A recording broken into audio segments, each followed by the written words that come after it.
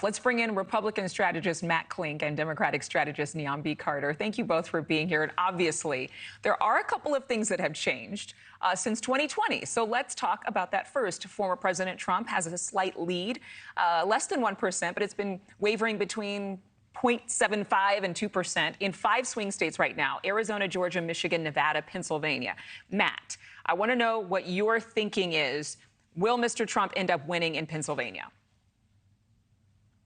You know what? It's critical for him, Adrienne. If he doesn't win in Pennsylvania, the electoral math gets very, very difficult.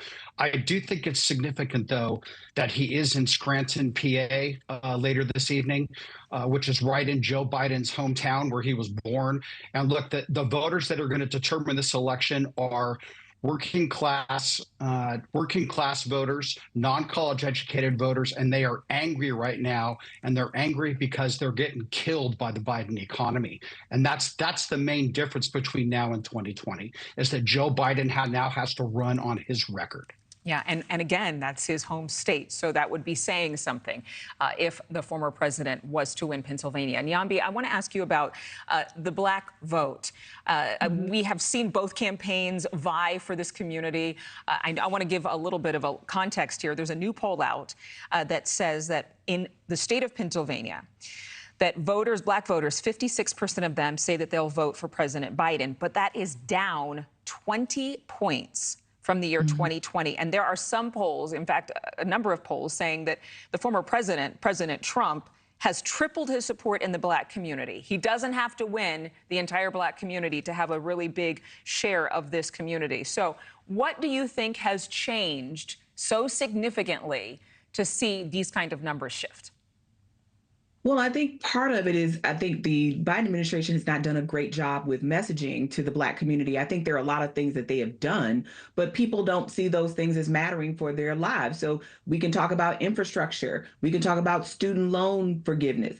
For some people, that just doesn't resonate. They're not able to connect the dots there. And then there are also these other questions around character and who is voting on what. Republicans seem to be voting on issues. Democrats seem to be voting on character. And right now, people have a real issue with Biden's relationship to Israel, and not clear that they think that he's doing an effective job there, but also on other issues like immigration, like inflation. So I think Biden has an uphill battle with some of those communities. And I want to go broader now from the state of Pennsylvania, all the viewers that are watching us from across the country.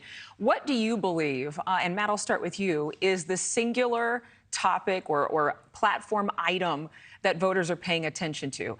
Is it the economy? Is it being eclipsed by immigration? No, it's the economy. Donald Trump is going to ask the question that Ronald Reagan asked Jimmy Carter in 1980. Are you better off now than you were 4 years ago? And the answer is a resounding no. Everything costs more, whether you go to the grocery store for eggs or for milk or for diapers or for gasoline.